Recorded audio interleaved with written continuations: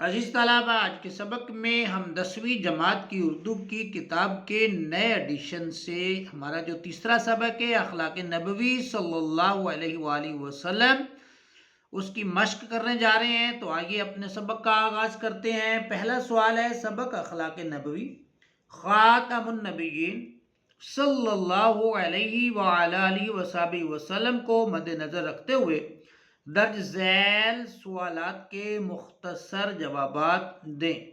عزیز طلبہ، آپ کو یہ ویڈیو پسند آیا تو کمنٹس میں اپنی رائے کا اظہار ضرور کیجیے گا، ویڈیو کو لائک کیجیے گا اور پیج کو فالو کیجیے گا۔ پہلا جزء ہے، سبق کے متن کے مطابق کن شخصیات نے نبی کریم خاتم النبیین صلی اللہ علیہ وآلہ وسلم کے اخلاق حسنہ کی گواہی دی ہے، ان کے نام بتائیں۔ تو عزیز طلبہ، سبق اخلاق نبوی کے اس کوسچن کا آنسر ہے، سبق کے متن کے مطابق حضرت خدیجۃ الکبریٰ، حضرت عائشہ صدیقہ رضی اللہ تعالیٰ عنہ، حضرت علی رضی اللہ تعالیٰ عنہ اور حضرت ہند بن ابی حالہ نے آپ خاتم النبیین صلی اللہ علیہ وآلہ وسلم کے اخلاق حسنہ کی گواہی دی۔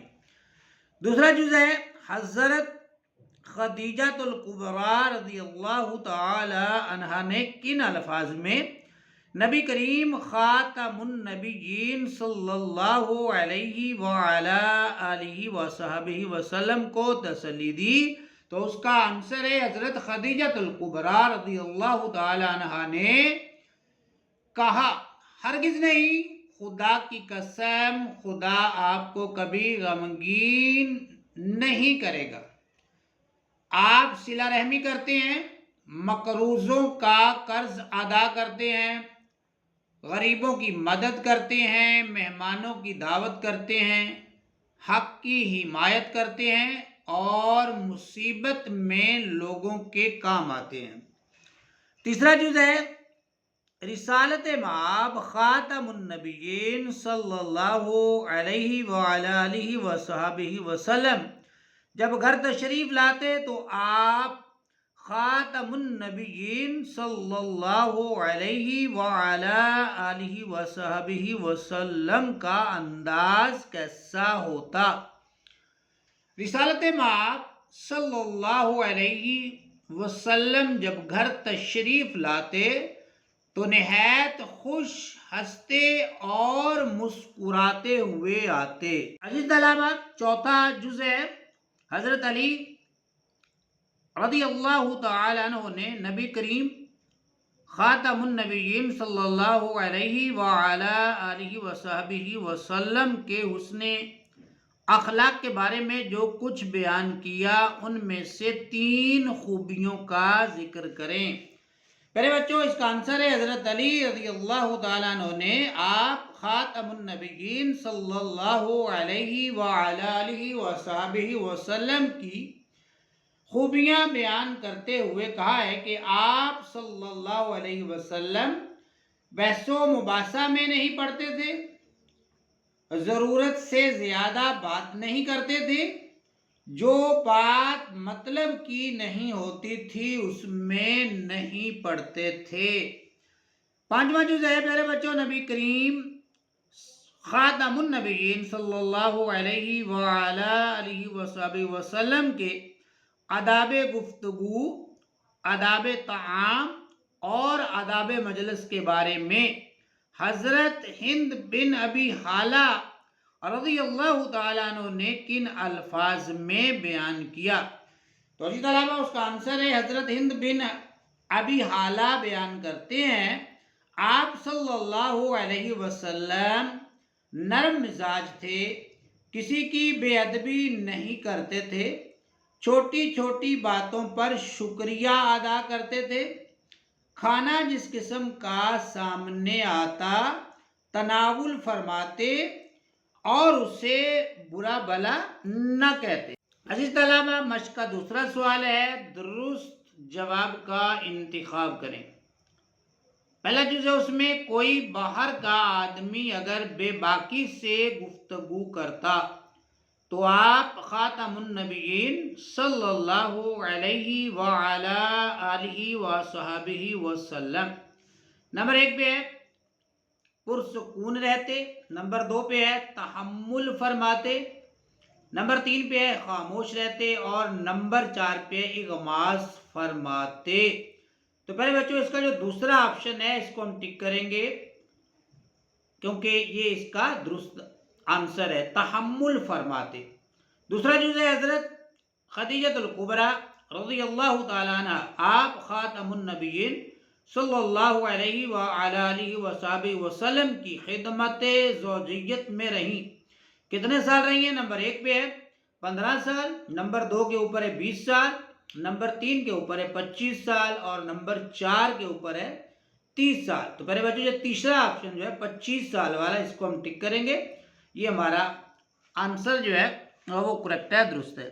تیسرا جز ہے اگر کوئی آپ خاتم النبیین صلی اللہ علیہ وآلہ وصحبہ وسلم کے احسان و انعام کا شکریہ ادا کرتا تو نمبر 1 آپ صلی اللہ علیہ وسلم مسکرا دیتے، قبول فرماتے، نمبر 3 خوش ہوتے، نمبر 4 دعا دیتے۔ تو اس کا دوسرا آپشن جو ہے وہ درست ہے، اس کو ہم ٹک کریں گے، قبول فرماتے۔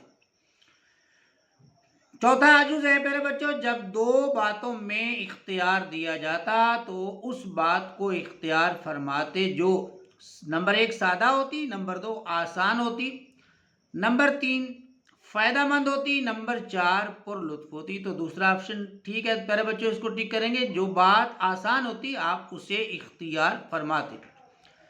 پانچواں جز ہے پیارے بچوں اگر کوئی دفعتاً آپ خاتم النبیین صلی اللہ علیہ وآلہ وصحبہ وسلم کو دیکھتا تو ہو جاتا۔ نمبر 1 کے اوپر ہے مانوس، نمبر 2 کے اوپر ہے مرعوب، نمبر 3 پہ ہے حیران، اور نمبر 4 کے اوپر ہے گرفتار محبت۔ تو اس کا دوسرا آپشن پیارے بچوں درست ہے، مرعوب ہو جاتا، یعنی اس پر رعب طاری ہو جاتا۔ اس کو جو ہے وہ ہم پیارے بچوں اس کے بعد ہمارے پاس ایکسرسائز کا تیسرا سوال ہے، سبق اخلاق نبوی خاتم النبیین صلی اللہ علیہ وآلہ وصحبہ وسلم کا خلاصہ تحریر کریں۔ تو پیارے بچوں خلاصے کا جو سوال ہے، کوشچن ہے، اس کو ہم علیحدہ سے ایک ویڈیو میں کریں گے، اس کی شارٹ ویڈیو بھی بنائیں گے، خلاصہ جو ہے وہ تحریر کر کے شارٹ فارم میں ڈالیں گے تو آپ اس کا سکرین شاٹ جو ہے وہ آسانی سے لے سکیں گے۔ تو یہاں پر خلاصہ بیان نہیں کیا جا رہا بلکہ خلاصے کے لیے ہم علیحدہ سے ویڈیو بنائیں گے۔ چوتھا سوال ہے مناسب الفاظ کی مدد سے جملے مکمل کریں۔ یہ 5 لفظ پیارے بچوں دیے گئے ہیں، مہربان طبع، لعنت، غمگین، برا بھلا اور تو یہ نیچے جملے دیے گئے ہیں، ان کے اندر جو ہے وہ جو درست لفظ ہے اس کو ہم نے اس کے اندر جو ہے وہ لکھنا ہے۔ پہلا جز ہے چوتھے سوال کا، ہرگز نہیں، خدا کی قسم، خدا آپ خاتم النبیین صلی اللہ علیہ وآلہ وصحبہ وسلم کو کبھی، میرے بچوں یہ غمگین والا لفظ جو یہ بیان ہے، غمگین نہ کرے گا۔ دوسرا جز ہے آپ خاتم النبیین صلی اللہ علیہ وآلہ وصحبہ وسلم نے نام لے کر کبھی کسی مسلمان پر، یہ لفظ دوسرا لفظ جہاں پہ جو ہے لعنت نہیں کی، تو اس کو ہم اس کے اندر خانے کے اندر لکھ دیں گے خالی جگہ پہ۔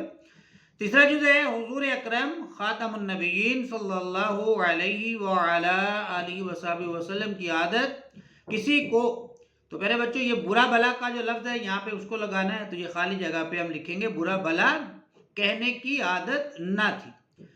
چوتھا جز ہے آپ خاتم النبیین صلی اللہ علیہ وآلہ وصحبہ وسلم خندہ جبیں، نرم خو اور مہربان طبع تھے۔ مہربان طبع کا لفظ جو ہے وہ ہم چوتھے جز کے اندر لگائیں گے۔ اور پانچواں جز ہے اس کا کسی کے اندرونی حالات کی، یہاں پہ ٹو کا لفظ ہے وہ لگائیں گے، کسی کے اندرونی حالات کی ٹوہ میں نہیں رہتے تھے۔ تو اس طرح یہ ہمارا سوال جو ہے یہ خالی جگہ جو ہے یہ مکمل ہو جائے گی۔ پانچواں کوشچن ہے درج ذیل پیراگراف کی تشریح کریں۔ عزیز طلبہ یہ بڑا ہی اہم کوشچن ہے اور لازمی ہے، اور پیپر میں ہم نے اسے بڑے بہترین انداز میں کرنا ہوتا ہے تاکہ اس میں نمبر کم سے کم جو ہے وہ کٹیں اور ہم اس میں زیادہ سے زیادہ نمبر لے سکیں. تو اس میں ہم پورے نمبر بھی لے سکتے ہیں اس کے علاوہ، لیکن اگر ہمیں اس کے کرنے کا صحیح اندازہ ہو. میں یہاں آپ کو تھوڑی سی گائیڈ لائن دیتا ہوں، سمجھاتا ہوں کہ آپ نے اس کو کرنا کیسے. پہلے پیراگراف پڑھ لیتے ہیں. اپنے نفس سے تین چیزیں، یہاں ذات کے معنی میں ہے تو نفس جو ہے وہی لفظ تلفظ استعمال ہوگا. اپنے نفس سے تین چیزیں آپ خاتم النبیین صلی اللہ علیہ وآلہ وسلم نے بالکل دور کر دی تھی. بحث و مباحثہ، ضرورت سے زیادہ بات کرنا اور جو بات مطلب کی نہ ہو اس میں بڑھنا. دوسروں کے متعلق بھی تین باتوں سے پرہیز کرتے تھے. کسی کو برا نہیں کہتے تھے، کسی کی عیب گیری نہیں کرتے تھے، کسی کے اندرونی حالات کی ٹو میں نہیں رہتے تھے. وہی باتیں کرتے تھے جن سے کوئی مفید نتیجہ نکل سکتا تھا، کوئی مفید نہیں فائدہ مند نتیجہ. تو اسی طرح جب یہ ہم کوشچن کرتے ہیں تو اس میں 4 لفظ ہوتے ہیں ہمارے پاس، ان کے 4 ورڈز ہوتے ہیں جن کے ہم نے معنی لکھنے ہوتے ہیں. یہاں پر بھی ان کو جو ہے وہ انڈر لائن کیا گیا ہے جتنے لفظوں کو. تو یہ تقریباً 4 لفظ ہیں، ہم گن سکتے ہیں 1 2 3 اور 4. ان کے ہمیں معنی لکھنے ہوتے ہیں. جب ہم اس کا کوشچن کا آغاز کرتے ہیں، سوال نمبر ڈالتے ہیں اور پھر خط کشیدہ الفاظ کے معنی جو ہے وہ لکھتے ہیں. اگر سیاق و سباق پوچھے تو تحریر کرتے ہیں، نہ پوچھے تو اس کو تحریر نہیں کرتے. اس کے بعد ہم نے اس کی تشریح کرنی ہوتی ہے. پہلے بچوں اس کے کرنے کا طریقہ یہ ہوتا ہے، اس کی لینتھ جو ہے، اس کی لمبائی جو ہے وہ ہم نے ایسے رکھنی ہوتی ہے کہ یہ جو لائنیں ہیں نا، اگر ہم ان کو اپنے لفظوں میں لکھیں، اپنے قلم سے، اپنے پین سے جو ہے وہ ان کو تحریر کریں، تو یہاں پہ یہ 3 لائنیں ہیں لیکن وہاں پہ پھر یہ 3 لائنیں نہیں ہوں گی، یہ لائنیں بڑھ جائیں گی. یعنی کہ جب ہم اپنے قلم سے لکھیں گے تو اس کی لائنیں جو ہیں وہ زیادہ ہو جائیں گی. فرض ہے یہ یہاں پہ 3 ہیں اور جب ہم اپنے پین سے لکھیں گے تو یہ 1 لائن کی 2 بن جائیں گی. یعنی ہمارے پین سے جو ہے وہ 6-7 لائنیں بن جائیں گی. تو تشریح کا طریقہ یہ ہوتا ہے کہ اس کو 2 گنا مزید ہم نے اس میں اضافہ کرنا ہوتا ہے، بات وضاحت کے ساتھ، ڈیٹیل کے ساتھ جو ہے وہ بتانی ہوتی ہے. تو اگر یہ ہماری 6 لائنیں بنتی ہیں، 7 بنتی ہیں، اگر 7 بنتی ہیں تو ہم نے کم از کم تشریح جو ہے وہ 21 لائنوں کی کرنی ہے. اگر 6 بنتی ہے تو 18 لائنوں کی، 18 سے زیادہ کر سکتے ہیں، کم نہ کرے. اگر 7 لائنیں ہم اس کو لکھتے ہیں تو بنتی ہے، اب اندازہ لگا لیں گے کہ ہم اس کو لکھیں گے تو ہماری کتنی لائنیں بنیں گی. تو 21 ہیں بنتی، یعنی 7 بنتی ہیں تو 21 سے زیادہ جو ہے وہ ہم اس کی جو ہے وہ تشریح کریں گے. اب تشریح کرنے کا جو آسان طریقہ ہے وہ میں آپ کو سمجھاتا ہوں. آپ نے غور کرنا ہے اس چیز پہ، خاص اس بات پہ آپ نے توجہ دینی ہے کہ یہ پیراگراف ہے جو آپ نے پڑھ لیا. اب آپ نے یہ سمجھنا ہے کہ یہ آپ کو آتا ہے. اب آپ نے یہ کسی دوسرے شخص کو، کسی دوسرے سیکنڈ پرسن کو یہ سمجھانا ہے. تو اب آپ اپنے لفظوں میں ڈیٹیل کے ساتھ، تفصیل کے ساتھ جو ہے اس کو یہ پیراگراف سمجھانے کی کوشش کریں گے. سبق کا خلاصہ نہ مکمل لکھ دے، بلکہ اسی پیراگراف کو جو ہے، اور وہ آپ یوں سمجھے آپ کو آتا ہے، دوسرے کو نہیں آتا، تو ڈیٹیل کے ساتھ، جو تفصیل کے ساتھ اس کو سمجھا دے تو یہی اس کی تشریح ہوگی. ان کے آپ نے اس کی وضاحت کر دی اور وضاحت بھی اس سے 2 گنا مزید کر دی ہے. سمجھ آ گئی؟ یہ اس کے تشریح کرنے کا طریقہ ہے. اگر آپ جو ہے وہ چاہیں گے کہ لکھ کر جو ہے آپ کو دکھا دیا جائے کہ یہ اس کی پریزنٹیشن کیسے بنانی ہے، تو وہ آپ کمنٹ کر دیجئے گا، میں آپ کو لکھ کر بھی جو ہے اس کی پریزنٹیشن پیش کر دوں گا. اس کے بعد چھٹا کوشچن، درج ذیل الفاظ و تراکیب کے معنی لغت سے تلاش کر کے اپنی کاپیوں میں لکھیں. تو یہ لفظوں کے معنی یاد کرنا انتہائی ضروری ہوتا ہے پیارے بچوں، کیونکہ یہ پریکٹیکل لائف میں آنے والی زندگی میں ہمیں جو ہے لفظوں کو استعمال کرنا ہوتا ہے. تو اس لیے لفظوں کے معنی جو ہے وہ اچھی طرح یاد کیا کریں. پہلا لفظ ہے اخلاق مبارکہ، جس کے معنی ہے پاکیزہ اور اعلیٰ اخلاق. دوسرا لفظ ہے خدمت زوجیت، جس کے معنی ہے حقوق و فرائض ادا کرنا. امہات المومنین، روحانی مائیں. احکام الہی، اللہ کے قوانین. خندہ جبیں، مسکراتا چہرہ. تیور، تاثرات یا انداز کو کہتے ہیں. صراحتاً، صاف صاف، واضح کے معنی میں. راست گو، سچ بولنے والا. اس کے بعد ہے تحمل. تحمل کے معنی ہے پیارے بچوں برداشت کرنا. اور آخری لفظ ہے جس کے معنی ہم نے لکھنے ہیں کلام کرنا. کلام کرنا، گفتگو کرنا. تو پہلے بچوں ان کو اپنی جو ہے وہ کاپی کے اوپر، نوٹ بک کے اوپر جو ہے وہ ضرور جو ہے وہ نوٹ کر لیجئے گا. 7واں کوشچن ہے کالم الف میں دیے گئے الفاظ کو کالم بے کے متعلقہ الفاظ سے ملائیں. تو یہ پیارے بچوں ہمارے پاس جو کالم الف ہے اور یہ کالم بے ہے تو اس کی آپ ایسے نمبرنگ بھی کر سکتے ہیں جیسے میں نے نمبرنگ کی 1 2 3 4 5 6 اور پھر جو لفظ ادھر ترتیب میں آتا ہے اس کی نمبرنگ جو ہے وہ اوپر نیچے چلی جائے گی تو اس کی نمبرنگ کر دیں تو بھی آسانی سے جو ہے وہ ہو جائے گا. لیکن یہاں اگر پہلے نمبر کو یہ ترتیب کو ہم ملائیں گے تو سوری تربیت کو ملائیں گے تو یہ ایسے جیسے میں نے لائن کھینچی ہے تربیت یافتہ. اس کے بعد آغوش والا دوسرا لفظ ہے تو یہ آغوش پروردہ یہ ادھر کو جو ہے ہم لائن جو ہے وہ کھینچ دیں گے. اس کے بعد ہے تیسرا احسان و انعام تو یہ اس کے ساتھ ملا دیں گے راست گو امر حق. اور اس کے بعد آخری لفظ ہے ہمارے پاس جس کو ہم نے جو ہے وہ ملانا ہے طلب ہوا ہے صلہ رحمی. تو اس طرح یہ ہمارا سوال مکمل ہو جائے گا. 8واں کوشچن ہے تھیسارس میں سے درج ذیل الفاظ کے مترادفات تلاش کریں. تھیسارس بھی ایک طرح کی ایک لغت ہے یا کتاب آپ اس کو کہہ سکتے ہیں جیسے لغت کی کتاب ہوتی ہے جس میں ہم معنی تلاش کرتے ہیں. تو تھیسارس میں اس طرح مترادف الفاظ کی فہرستیں جو ہیں وہ موجود ہوتی ہیں. تو یہاں پہ مترادف الفاظ ہم معنی الفاظ ہوتی ہیں ایک جیسی ان کی معنویت ہوتی ہے. تو یہاں پہ ہم نے جو ہے وہ لفظ جو دیے ہوئے ہیں ان کے مترادفات کو تحریر کر دیا. پہلا ہے واقف اس کا مترادف آگاہ یا جو ہے باخبر کے معنی میں ہے. ضیافت کے معنی دعوت ہے مطلب اس کا مترادف دعوت ہے. درخواست کا مترادف عرض یا التجا ہے. عیب کا مترادف نقص یا خامی ہے. تناول کا مترادف کھانا کھانا یا غذا لینا ہے. حمایت کا مترادف پیارے بچوں مدد یا اعانت ہے. آغاز کا مترادف ابتدا یا شروع ہے. خندہ کا مترادف خوش ہنسی یا تبسم ہے. ٹوک کا مترادف تلاش یا کھوج ہے. اور محبت کا جو مترادف لفظ ہے وہ ہے پیار الفت عشق چاہت. نامہ کوشچن ہے پہلے بچوں اعراب کی مدد سے تلفظ واضح کریں. تو جی طلبہ اعراب کا جو ایم سی کیوز میں ہمیں کوشچن آتا ہے تو اس کے لیے ہمیں اس کوشچن کو جو ہے وہ اچھی طرح سے جو ہے وہ دیکھنا ہے اچھی طرح سے یاد کرنا ہے تاکہ یہاں سے کوئی لفظ اگر اعراب کی صورت میں دے دیا جاتا ہے تو ہمارا جو ہے وہ نمبر ضائع نہ ہو. پہلا ہے اعانت. دوسرا لفظ ہے خندہ یہ اوپر جو ہے وہ میں نے لیڈ پینسل سے جو ہے وہ اعراب لگائے ہیں آپ ان کو جو ہے وہ دیکھ سکتے ہیں. تیسرا ہے وصف اور چوتھا ہے تبع.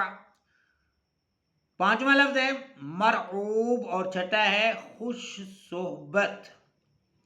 اس کے بعد پہلے بچوں 10واں کوشچن درج ذیل کو جملوں میں اس طرح استعمال کرنے کہ ان کا مفہوم واضح ہو جائے. یہ انہوں نے ہمیں 5 لفظ دیے ہیں ان کے ہم نے جملے بنانے ہیں اور جملوں میں ہم نے ان کو اس طرح استعمال کرنا ہے کہ ان کا جو مطلب ہے وہ ہمیں آسانی سے سمجھ آ جائے ان کے مطلب کی وضاحت ہو جائے. پہلے بچوں پہلا لفظ ہے بسر کرنا. تو اس کا ہم جملہ بنائیں گے وہ سادہ زندگی گزار کر اپنا وقت بسر کرتا ہے. دوسرا لفظ ہے مزاج شناسی. تو اس کا ہم جملہ بنائیں گے ایک اچھا استاد طلبہ کا مزاج شناس ہوتا ہے. تیسرا ہے بحث و مباحثہ.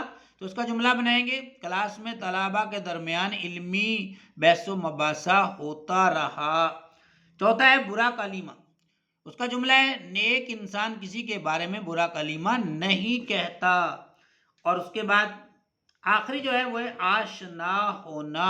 اس کا جملہ بنائیں گے مطالعہ کرنے سے انسان علم کے نئے شعبوں سے آشنا ہوتا ہے.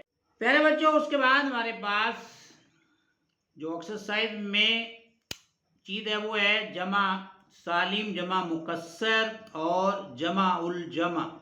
اس کو ہم نے دیکھنا ہے. پہلے ہم جمع سالم کی تعریف پڑھتے ہیں. جب کسی واحد سے جمع بنائی جائے جمع سالم کسے کہتے ہیں پہلے بچوں یہ آپ نے غور کرنا ہے توجہ کرنی ہے. جب کسی واحد سے جمع بنائی جائے اور واحد کی اصل صورت قائم رہے تو ایسی جمع کو جمع سالم کہتے ہیں. جیسے اب آپ سمجھ گئے ہوں گے کہ کسی واحد سے جمع بنائے اور اس میں واحد کی جو اصل صورت ہے وہ باقی رہے وہ قائم رہے تو ایسی جمع کو جمع سالم کہتے ہیں. جیسے باغ سے باغات مکان سے مکانات کاغذ سے کاغذات. اس کے بعد ہے جمع مکسر یا غیر سالم. ایسی جمع جس میں واحد کی اصل صورت قائم نہیں رہتی مثلا کتاب سے کتب امت سے عموم وغیرہ. جہاں پر واحد لفظ کی اصل صورت قائم رہے وہ جمع سالم ہے. اور جہاں پر واحد کی اصل صورت قائم نہ رہے وہ جمع مکسر یا جمع غیر سالم ہے۔ اس کے بعد ہے میرے بچوں جمع الجمع۔ بعض الفاظ ایسے ہیں جن کو جمع بنا کر دوبارہ پھر جمع بنا لی جاتی ہے، جمع کی ایسی صورت کو جمع الجمع کہا جاتا ہے۔ مثلا یہاں پر کہنے کا مطلب یہ ہے پیارے بچوں کہ ایک لفظ واحد ہے، اس کو جمع بنایا اور اس جمع کو پھر جمع بنائیں گے تو وہ جمع الجمع ہو جائے گا۔ جیسے پہلا لفظ ہے خبر، اور خبر کی جمع اخبار، اور اخبار کی جمع اخبارات، واحد جمع جمع الجمع۔ اس کے بعد ہے لقب، القاب القابات، جوہر جواہر جواہرات، اکبر اکابر اور اکابرین۔ تو پہلا لفظ واحد ہے، دوسرا جمع اور تیسرا میرے بچوں جمع الجمع۔ 11ویں کوشچن میں عزیز طلبہ درج ذیل میں سے جمع سالم جمع مکسر اور جمع الجمع الگ کریں اور ان کے واحد بھی لکھیں۔ تو یہاں پر انہوں نے سارے لفظ اکٹھے دے دیے ہیں، جمع سالم بھی دے دی ہے، جمع سالم بھی ہے، جمع مکسر بھی ہے اور جمع الجمع، یہ سارے جو ہے وہ جمع کے الفاظ انہوں نے دیے ہیں اور کہا ہے کہ ان کے واحد بھی لکھنے ہیں۔ تو پہلے ہم عزیز طلبہ جمع سالم کو علیحدہ کرتے ہیں، اس کے بعد جو ہے وہ جمع مکسر کو اور پھر تیسرے نمبر کے اوپر جمع الجمع کو الگ کریں گے۔ تو یہ پہلا جو حاضرین ہے یہ جمع سالم ہے اور اس کا جو واحد ہے وہ ہے حاضر، حاضر سے حاضرین۔ اس کے بعد میرے بچوں جمع سالم میں کاتبین ہے، اس کا واحد کاتب ہے، کاتب سے کاتبین۔ اور اس کے بعد ہمارے پاس جو جمع سالم ہے وہ ہے مجاہدین، مجاہد واحد ہے اور مجاہدین اس کی جمع ہے۔ اس کے بعد میرے بچوں ناظرین جمع سالم ہے تو اس کا واحد ناظر ہے اور ناظر سے ناظرین۔ اس کے بعد حادثہ جمع سالم ہے تو حادثات اور اس کا واحد ہے حادثہ۔ اب ہم جو ہے وہ جمع مکسر دیکھتے ہیں تو میرے بچوں ابواب، یہ جمع مکسر ہے، اس کا واحد ہے باب، اور پھر جرائم، اس کا واحد ہے جرم، اور اس کے بعد ہے میرے بچوں آفاق، اس کا واحد ہے افق، اس کے بعد ہے کتب اور اس کا واحد ہے کتاب۔ تو جمع اور جمع تین جو ہے وہ یہاں پہ لفظ دیے گئے ہیں جن کو سرکل کے اندر میں نے کر دیا ہے۔ تو یہ وجہ کی جمع وجوہ اور وجوہ کی جمع وجوہات، یعنی جمع اور جمع ہو جائے گی۔ اسی طرح حکم کی جمع احکام اور جمع الجمع احکامات۔ اور تیسرے نمبر پہ عجوبہ کی جمع عجائب اور پھر جمع الجمع ہو جائے گا عزیز طلبہ عجائبات۔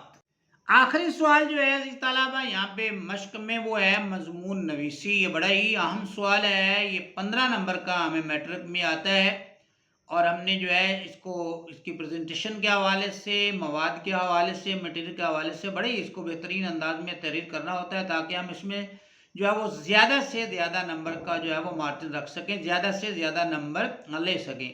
تو عزیز طلبہ یہاں پہ ہم 15 میں سے جو ہے وہ 14 نمبر آسانی سے لے سکتے ہیں، اور اگر جو ہے وہ ہماری پریزنٹیشن اچھی ہو اور ہمارا اس میں مواد جو ہے وہ کامل ہو۔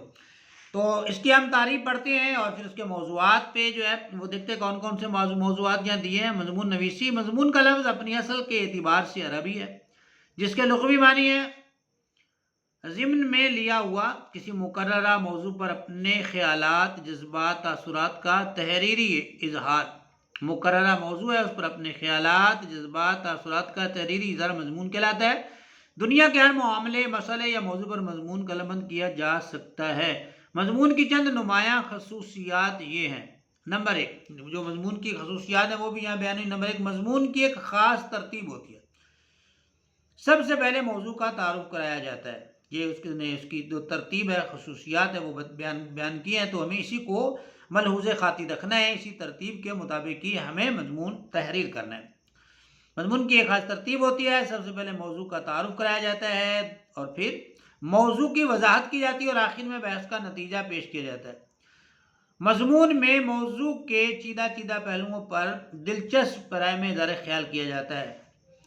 مضمون کی اقسام میں میرے بچوں مضمون کی کئی اقسام ہیں، مثلاً علمی مضمون بھی ہو سکتا ہے، تاریخی بھی، تنقیدی بھی، سوانی بھی، فلسفیانہ بھی، سائنسی، اصلاحی، مذہبی اور ادبی وغیرہ، ان کے بہت ساری جو ہے وہ قسمیں ہیں جن پر ہم مضمون جو ہے وہ تحریر کر سکتے ہیں، لیکن ہمیں جو ہے وہی مضمون تیار کرنے ہیں زیادہ تر جو ہماری قواعد و انشاء کے اندر ہیں، اور ان کو بڑے احسن انداز سے ان میں حوالہ جات بھی جو ہے وہ آپ نوٹ کریں، حوالہ جات بھی لگائیں، جتنے زیادہ سے زیادہ جو ہے وہ لگا سکتے ہیں، یاد رکھ سکتے ہیں، اشعار کا استعمال کریں یا بزرگوں کے اقوال کا جو ہے وہ استعمال کریں، جہاں پر جو ہے وہ کوئی تاریخی واقعہ ہے اس کی طرف جو ہے وہ وضاحت جو ہے وہ دیتے ہوئے اس کا بھی حوالہ جو ہے وہ دیں، تو اس طرح ہم مضمون کو بڑے احسن انداز سے، اچھے انداز سے جو ہے وہ امتحانی نقطہ نظر سے تیار کر سکتے ہیں۔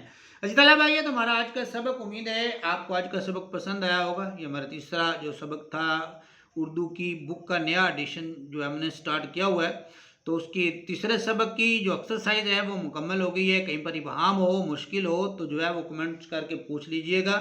پیارے بچوں اپنا بہت سا خیال رکھیے گا، ویڈیو اچھی لگے تو پیج کو فالو کیجئے، ویڈیو کو لائک کیجئے، اپنا خیال رکھیں، تعلیمی سرگرمیاں جاری رکھیں، والدین کا احترام کریں، اساتذہ کا احترام کریں۔